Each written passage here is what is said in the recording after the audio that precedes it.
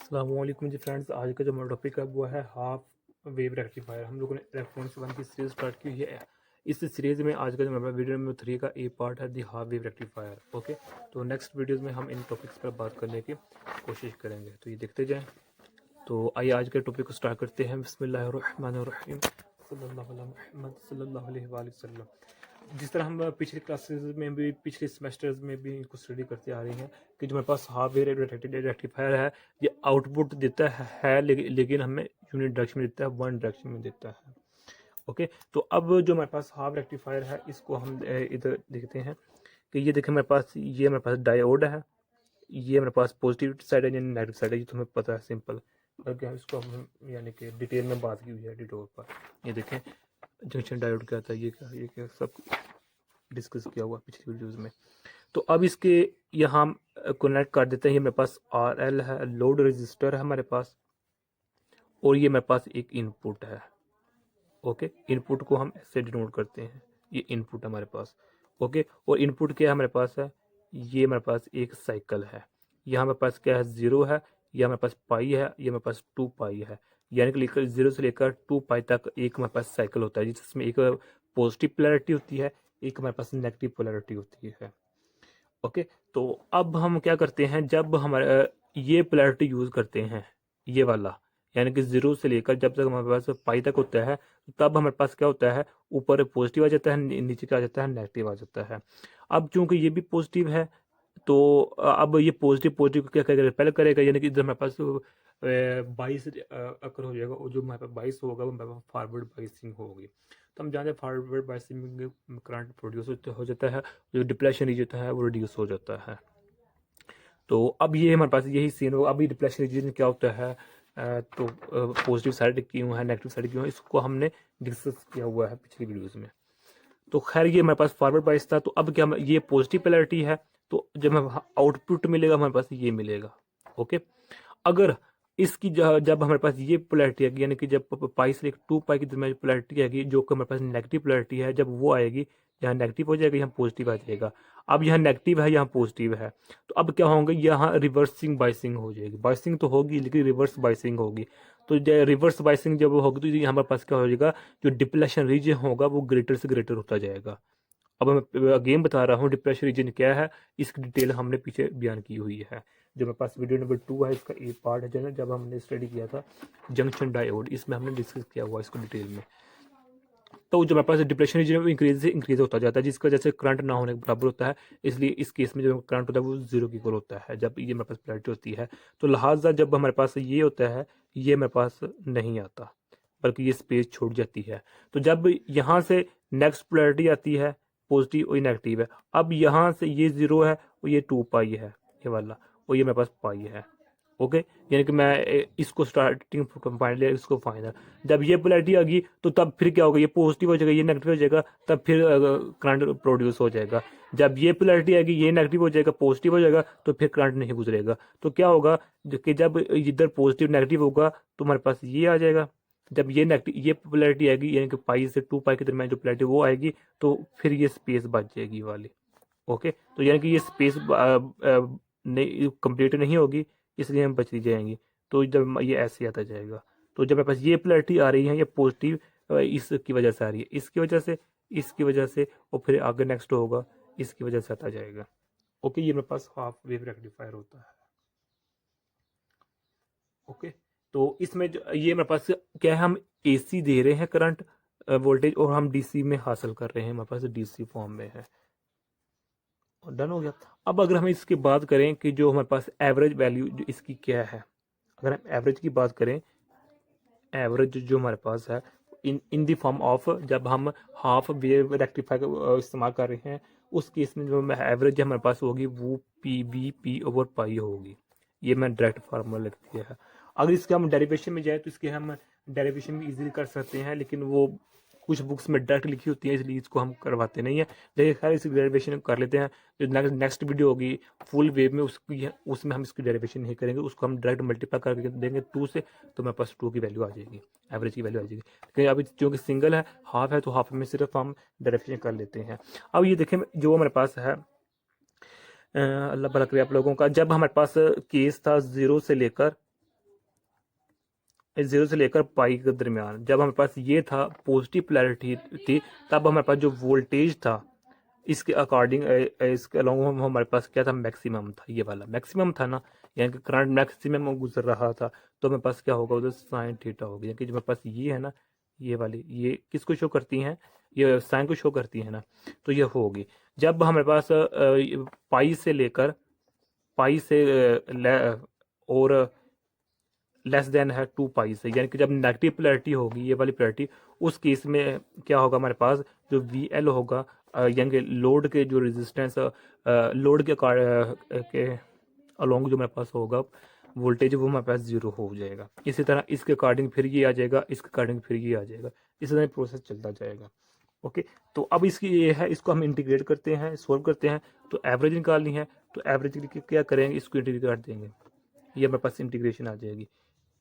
Okay, 2 पाई मैं direct value लिख रहा हूँ, देखें कि डी साइन थीटा आ जाएगा हमारे पास, साइन ओमेगा टी हमारे पास आ जाएगा, साइन अल्लाह भला करे, ये एवरेज है, तो हमारे पास क्या आ जाएगा, ये 0 है, एक पोलैरिटी ले रहे हैं 0 है, ये 2 पाई है, तो 0 से 2 पाई के दरमियान हम इंटीग्रेट करेंगे।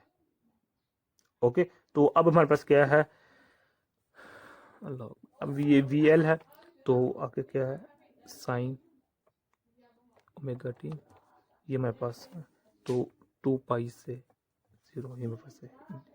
ओके, तो अब इसको हम मज़ीद सोल्व करते हैं, जब इसको मज़ीद सोल्व करेंगे तो मेरे पास आंसर आ जाएगा 2 पाई वी एम हो जाएगा, तो अब मेरे पास साइन ओमेगा टी, तो अब यहाँ डी रहता है, डी की तरह हमने छोड़ दिया है, ये मेरे पास ऊपर है, डी डब्ल्यू टी प्लस जी, यही है मेरे पास, तो अब प्लस 0 पाई, तो अब चूँकि हमारे पास जब हम सेकंड के लिए देखेंगे और नेगेटिव के लिए, तो मेरे पास वो 0 है, इसको हम नेगलेक्ट कर देते हैं, तो अब इसको हमारे पास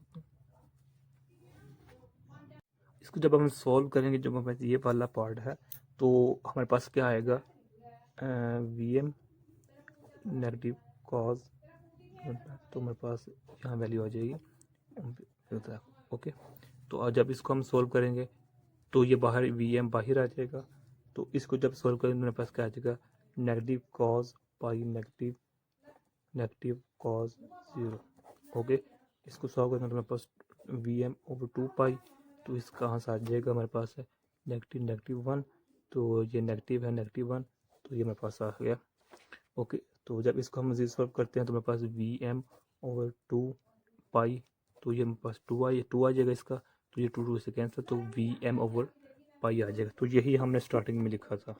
ये देखें, आप वी एम कह लें या वी पी कह लें, एक ही बात है, ये पीक वैल्यू है, ये मैक्सिमम है, एक ही बात है, इसमें कोई डिफरेंस नहीं है। डन हो गया। अब अगर हम बात करें पीक इनवर्स वोल्टेज की, पीक इनवर्स वोल्टेज की, अगर इसकी बात करें, इसको हम पीक रिवर्स वोल्टेज का बना देते हैं। तो अब देखें, जब हम ये प्रोसेस कर रहे थे फॉर पॉजिटिव पोलैरिटी के लिए, तो हमारे पास वर्क हो रहा था, लेकिन जब हम नेगेटिव पोलैरिटी में आए तो नेगेटिव पोलैरिटी में क्या हो गया कि इधर रिवर्स बाइसिंग होगी, तो अब इस रिवर्स बाइसिंग के दौरान जो हमारे पास वोल्टेज होती है उसको हम पीक इनवर्स वोल्टेज का नाम देते हैं, यानी कि the maximum reverse voltage that appears across the diode during the reverse, यानी कि इस केस में इसमें रिवर्स बाइसिंग, जब रिवर्स बाइसिंग कंडीशन होगी उस वक्त जो इस डायोड के अलोंग जो हमारे पास पोटेंशियल होगा, हम उसको क्या कहेंगे, पीक इनवर्स वोल्टेज का नाम देते हैं। तो अब इसमें जो है हमारे पास पीक इनवर्स वोल्टेज है वो हमारे पास वी एन के इक्वली होगा, यानी कि जो हम दे रहे हैं ना, यानी कि जो हमारे पास स्टार्टिंग में है, जो बैटरी के थ्रू हम दे रहे हैं वी एन, जो हमारे पास इनपुट है, वही हमारे पास ये इसमें होगा हमारे पास। ओके, पीक इनवर्स वोल्टेज में ये हमारे पास वी आई एन है, यानी कि इनपुट वोल्टेज है। यानी कि जब हमारे पास नेगेटिव पोलैरिटी होती है ना, तो नेगेटिव पोलैरिटी में क्या होता है कि ये नेगेटिव पोलैरिटी में है, तो नेगेटिव पोलैरिटी में जो नेगेटिव पोलैरिटी की वजह से जो होगा ना वोल्टेज इसके अलोंग डायोड की, उसको हम कहते हैं पीक वोल्टेज। तो एक्चुअली हमारे पास ये ऐसे आता है, इसका आंसर नेगेटिव में आता है, ये पी कह लें या एम कह लें, लेकिन इसका जब हम मैग्नीट्यूड लेते हैं तो वो हमारे पास ये आता है।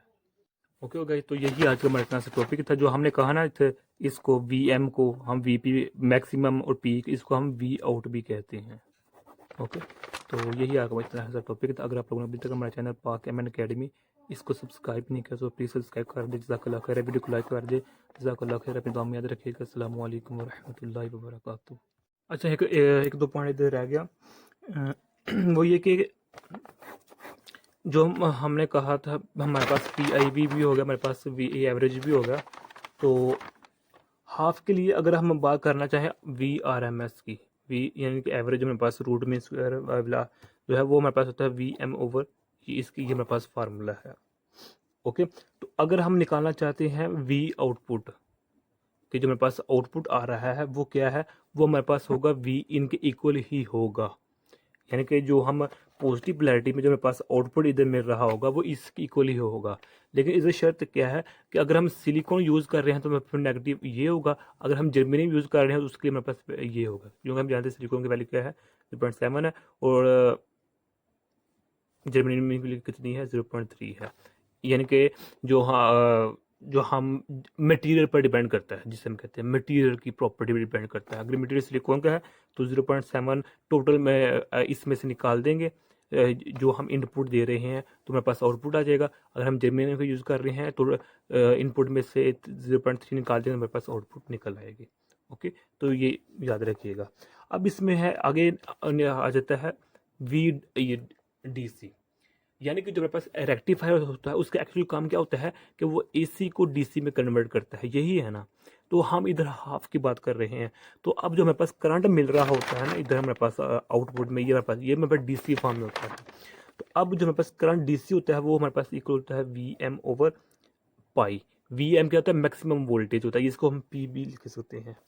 ओके, तो अब यहाँ अगर इसकी हम वैल्यू पुट करें जो मेरे पास है, क्या नाम लेते हैं अल्लाह भला करे आप लोगों का, पाई की, तो हमारे पास 3.14 है।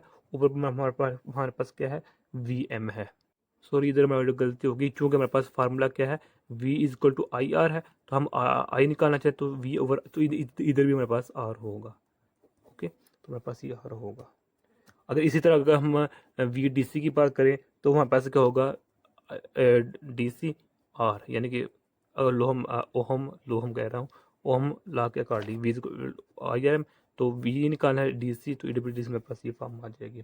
ओके, अगर हम इधर वैल्यू पुट करें आई डी सी की, क्या वैल्यू है, ये वाली वैल्यू है, यानी कि अगर इसको हम सोल्व करें तो हमारे पास क्या आंसर आएगा, इसको अगर हम सोल्व करें तो हमारे पास आएगा पाई है, तो 1 ओवर जो हमारे पास पाई होता है इसकी वैल्यू आ जाती है हमारे पास 0.318 आ जाती है, तो ऊपर वी एम है नीचे आ रहा है, तो ये है इसकी वैल्यू इधर पुट करते हैं 0.3148, तो हमारे पास आर ऊपर भी है ये वाला आर, और ये है वी एम ओवर ये वाला आर, ये आर इससे कैंसिल, तो हमारे पास बचेगा ये हमारे पास आंसर आ जाएगा वी डी सी का।